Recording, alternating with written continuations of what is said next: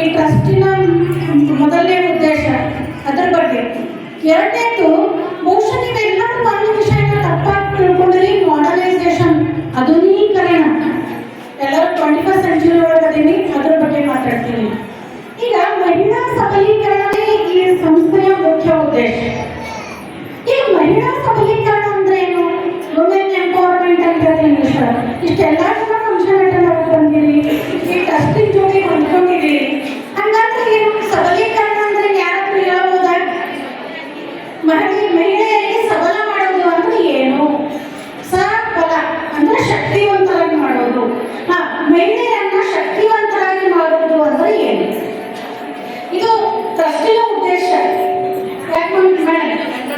ಮಹಿಳೆಯರನ್ನ ಸಬಲ ಅಂದ್ರೆ ಶಕ್ತಿವಂತರಾಗಿ ಮಾಡೋದು. ಈಗ ಇಷ್ಟೆಲ್ಲ ಜನ ನೆನಪಿರಿ ಹೆಂಗ ಅವ್ರೆಲ್ಲ ಡೀಟೇಲ್ಸ್ ಹೆಂಗ್ ಹೋಯ್ತು ಅಂತೇಳಿ. ಈಗ ಇದು ಫೋಟೋ ಹೆಂಗ್ ತಗೊಂಡು ಹೇಳಿ, ಇವ್ರು ಅದರಲ್ಲ ಹೆಂಗ್ ತಗೊಂಡೆ ಅದೇ ರೀತಿ ಅವ್ರು ಮಾಡೋದು. ನಿಮ್ಮ ಯಾರಾದ್ರೂ ಒಬ್ಬರು ನಿಮ್ದು ವಾಟ್ಸಪ್ ಗ್ರೂಪ್ ಇರುತ್ತಲ್ಲ, ಆ ವಾಟ್ಸಪ್ ಗ್ರೂಪ್ ಅಲ್ಲಿ ಎಲ್ಲಾ ಡೀಟೇಲ್ನ ತಗೊಂಡಿರ್ತಾರೆ. ಒಂದು ಇಲ್ಲ ಅಂತಂದ್ರೆ ಏನ್ ಮಾಡ್ತಾರೆ, ಯಾರನ್ನ ಮೊಬೈಲ್ ಹ್ಯಾಕ್ ಆಗಿರ್ತದೆ. ಆ ಹ್ಯಾಕ್ ಆದಾಗ ನೀವು ಗ್ರೂಪ್ ಮಾಡಿದ್ದಾರೆ ಅಂಗನವಾಡಿ ಕಾರ್ಯಕರ್ತರು ಇಲ್ಲ ಅಂಗನವಾಡಿ ಸದಸ್ಯರು ಅಂತ ಇರ್ತಕ್ಕಂಥ ಎಲ್ರಿಗೂ ಕಾಂಟ್ಯಾಕ್ಟ್ ಇರ್ತದೆ.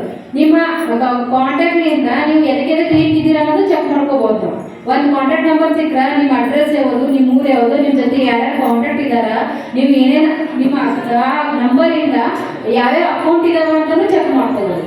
ಫೇಸ್ಬುಕ್ ಅದನ್ನ, ಇನ್ಸ್ಟಾಗ್ರಾಮ್ ಅದನ್ನ, ಆಧಾರ್ ಕಾರ್ಡ್ ಲಿಂಕ್ ಅದನ್ನ ಆ ನಂಬರು, ಮತ್ತೆ ಬೇರೆ ಯಾವ್ದಾದ್ರು ಲಿಂಕ್ ಇರ್ತಾವಲ್ಲ. ಟೋಟಲಿ ಏನ್ ಮಾಡ್ಬೇಕಂದ್ರೆ ಒಂದು ಇಮೇಲ್ ಐಡಿ ಬೇಕು, ಒಂದು ಫೋನ್ ಯೂಸ್ ಮಾಡ್ಬೇಕಂದ್ರೆ ಒಂದು ಕಾಂಟ್ಯಾಕ್ಟ್ ನಂಬರ್ ಬೇಕು. ಒಂದು ಕಾಂಟ್ಯಾಕ್ಟ್ ನಂಬರ್ ಸಿಕ್ಕರೆ ಸಾಕು, ಎಲ್ಲಾನು ಡೀಟೇಲ್ಸ್ ಯೂಸ್ ಮಾಡ್ತಿರ್ತಾರೆ. ಹಾಗಾಗಿ ಅಂತ ಅನ್ನೋನ್ ವ್ಯಕ್ತಿಗಳಿಗೆ, ಅನ್ನೋನ್ ಕಾಲಿಗೆ ಯಾರು ಕೂಡ ಹೆದರುವಂತ ಅವಶ್ಯಕತೆ ಇಲ್ಲ.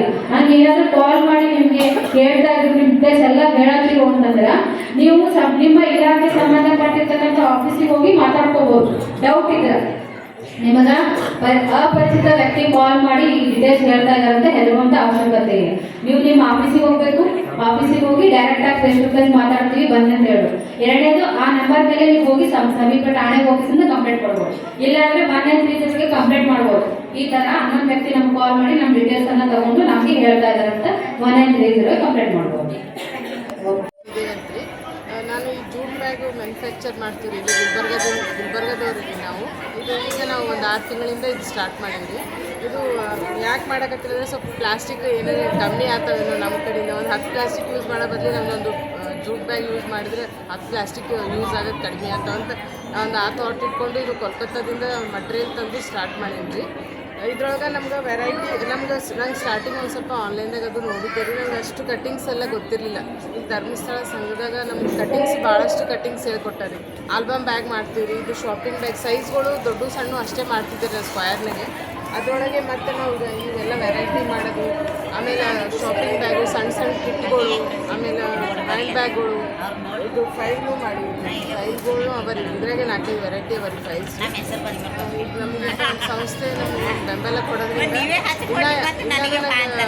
ಅಂದರೆ ಭಾಳಷ್ಟು ಜನಕ್ಕೂ ಹೇಳಿದ್ದೆ ನಾನು, ಈ ಥರ ಇದು ಕೊಡೋಕತ್ತರ, ಒಂದು ತರಬೇತಿ ಕೊಡ್ತಾರೆ, ಕಲೀರಿ ನೀವು ಅಂತಂದು. ನನಗೆ ಇದು ಸಂಸ್ಥೆಯಿಂದ ಭಾಳ ಹೆಲ್ಪ್ ಆಗಿದೆ. ಹಾಗಾಗಿ ಧನ್ಯವಾದಗಳು. ಈ ಧರ್ಮಸ್ಥಳ ಕಡೆಯಿಂದನೇ ಟ್ರೈನಿಂಗ್ ಕೊಟ್ಟರೆ ನಿಮ್ಗೆ? ಅಂದರೆ ನಂಗೆ ಮೊದಲು ನಾನು ಮಾಡ್ತಿದ್ದೆ ಸರ್ ಇದು ಸ್ಟಾರ್ಟಿಂಗು. ಧರ್ಮಸ್ಥಳದಿಂದ ನಾನು ಕಟ್ಟಿಂಗ್ಸು ಭಾಳಷ್ಟು ಒಂದು 15-20 ಕಟ್ಟಿಂಗ್ ಹೇಳ್ಕೊಟ್ಟಿದ್ದೆ ಸರ್ ಹೊಸದಾಗಿ. ಅದು ಕಟ್ಟಿಂಗ್ ಮಾಡೋದು ಗೊತ್ತಿರಲಿಲ್ಲ ನಂಗೆ. ಅದು ಅಂದರೆ ಮಾಡಬೇಕು ಅಂತ ಇದು ಆನ್ಲೈನ್ದಾಗ ನೋಡಿದ್ರೆ ಗೊತ್ತಾಗಲಿಲ್ಲ ಸರ್ ನನಗೆ. ನಾನು ಸುಮ್ಮನೆ ನನ್ನ ಫ್ರೆಂಡ್ ಒಬ್ರು ಸಜೆಸ್ಟ್ ಮಾಡಿದ್ರಿ, ಅಲ್ಲಿ ಕಲ್ಸಕತ್ತಾರ ನೋಡು, ಹೋಗ್ರಿ ಧರ್ಮಸ್ಥಳದಿಂದ ಅದ ನೋಡ್ರಿ ಅಂದ್ರಿ. ಹಂಗಾಗಿ ಹೋದರಿ 15 ದಿನದಾಗ ನಂಗೆ ಇಷ್ಟೊಂದು ಆಲ್ಮೋಸ್ಟ್ ಒಂದು 15 ಕಟ್ಟಿಂಗ್ ವೆರೈಟಿ ಹೇಳ್ಕೊಟ್ಟಾರೆ ಸರ್. ಅಂದ್ರೆ ಟ್ರೈನಿಂಗ್ ಕೊಡ್ತಾರೆ ಸಂಘದ ಕಡೆಯಿಂದ? ಹಾಂ, ಸಂಘದ ಕಡೆಯಿಂದ ಟ್ರೈನಿಂಗ್ ಕೊಟ್ಟಾರೆ. ಆಮೇಲೆ ಕಾಟನ್ ಡ್ರೆಸ್ಸು, ಕಾಟನ್ ಬಟ್ಟೆ ಮೇಲೂ ಪ್ಲಾಸ್ಟಿಕ್ ಅವಾಯ್ಡ್ ಮಾಡ್ಬೇಕಂತೆ ಅವ್ರು ಕಾಟನ್ ಬಟ್ಟೆ ಮೇಲೂ ನಮ್ಗೆ ಟ್ರೈ ಮಾಡ್ಸರಿ ಹೊಲೆಕ. ನಾನು ಅವೇ ಜೂಟ್ನಾಗ ಕನ್ವರ್ಟ್ ಮಾಡ್ಕೊಂಡು ಜೂಟಿಂದ ಸ್ಟಾರ್ಟ್ ಮಾಡಿದ್ದೆ ಸರ್. ಈಗ ಸಂಘದಾಗ ಮೆಂಬರ್ ಇದ್ದವ್ರಿಗೆ ಅಷ್ಟೇ ಇದು ಟ್ರೈನಿಂಗ್ ಮಾಡ್ತಾರೆ, ನೀನು ಎಲ್ಲರಿಗೂ ಕೊಡ್ತಾರೆ? ಸಂಘದಾಗ ಮೆಂಬರ್ ಇರೋರಿಗೆ ಟ್ರೈನಿಂಗ್ ಮಾಡ್ತಾರೆ ಸರ್. ಬೇರೆದವ್ರಿಗೂ ಕೊಡ್ತಾರೆ ಸರ್, ಹಾಗೇನಿಲ್ಲ. ಬಟ್ ಅದು ನಮಗೆ ಗೊತ್ತಾಗಿದ್ದು ಸಂಘದವ್ರ ಕಡೆಯಿಂದ ಗೊತ್ತಾಗಿತ್ತು ಸರ್. ಈಗ ಫೀಸ್ ಎಷ್ಟು ತೊಗೋತಾರೆ ಅದು ಟ್ರೈನಿಂಗ್ ಕೊಡೋಕೆ? ಇಲ್ಲ, ಏನೂ ಇಲ್ಲ ಸರ್, 1 ರೂಪಾಯಿ ಫೀಸ್ ಇಲ್ಲ, ಏನಿಲ್ಲ. ಅವರೇ ಮಟೀರಿಯಲ್ಸ್ ನಮಗೆ ಕಲ್ಸಕ್ಕೆ ಮಟೀರಿಯಲ್ ಕೂಡ ಅವರೇ ತಂದು ಕೊಟ್ಟಾರೆ ಸರ್. ಯಾವುದೇ ಫೀಸ್ ಇಲ್ಲ, ಏನಿಲ್ಲ. ಅಂದರೆ ಇದರಿಂದ ನಿಮ್ಗೆ ಉಪಯೋಗ ಆಗ್ಯದ ಅನ್ಸುತ್ತೆ? ಉಪಯೋಗ ಭಾಳ ಆಗ್ಯದ ಸರ್. ನಾವು ಭಾಳಷ್ಟು ಜನಕ್ಕೆ ಯಾರು ಹಿಂಗೆ ಧರ್ಮಸ್ಥಳದಿಂದ ಕಲಿಸ್ತಾರಂದ್ರೆ ಮೊದಲು ಹೋಗಂತನ್ನ ಸಜೆಷನ್ ಮಾಡ್ತೀವಿ. ಯಾಕಂದರೆ ನಾವು ಮನೆ ಕೂತು ಖಾಲಿ ಕೂಡ ಬದಲಿ ಏನೋ ಒಂದು ಕಲಿತೀವಲ್ರಿ ಸರ್. ಈಗ 10 ರೂಪಾಯಿಗೂ ಗಂಡದರಿಗೆ ಕೈ ಚಾಚಬೇಕು, ಯಾಕೆ ನಾವೇ ಒಬ್ಬರು ಖಾಲಿ ಟೈಮ್ನಾಗ ಇಷ್ಟು ಪುರ್ಸತ್ತಿದ್ದಾಗ ಮಾಡ್ಕೋಬೋದು ರೀ. ಕಾಟನ್ ಬಟ್ಟೆಯಿಂದನೂ ಬ್ಯಾಗ್ಸ್ ರೆಡಿ ಮಾಡೋದು, ಪೌಚು ಎಲ್ಲ ರೆಡಿ ಮಾಡ್ಬೋದು ರೀ ಸರ್. ಅಂದರೆ ಇದ್ರ ಸಂಪೂರ್ಣ ಟ್ರೈನಿಂಗ್ ಎಲ್ಲ ಸಂಘದ ಕಡೆಯಿಂದ ಕೊಡ್ತಾರೆ? ಸಂಘದ ಕಡೆಯಿಂದ ಕೊಡ್ತಾರೆ ಸರ್. ಪೂರ್ತಿ ಎಲ್ಲ ಜಿಪ್ ಹಿಡಿದು ರನ್ನರ್, ಜಿಪ್ಪು, ಮಟೀರಿಯಲ್ ಎಲ್ಲನೂ ನಮ್ಗೆ ಅವರೇ ಕೊಟ್ಟಾರೆ. ಕ್ಯಾನ್ವಸ್ಸು ಪ್ರತಿಯೊಂದು ತಂದು ಕೊಟ್ಟಾರೆ. ಬರೀ ನಾವು ಕೂತು ಟೈಮ್ ಕೊಟ್ಟು ಕಲಿಬೇಕು ನೋಡಿ ಸರ್, ಅಷ್ಟೇ.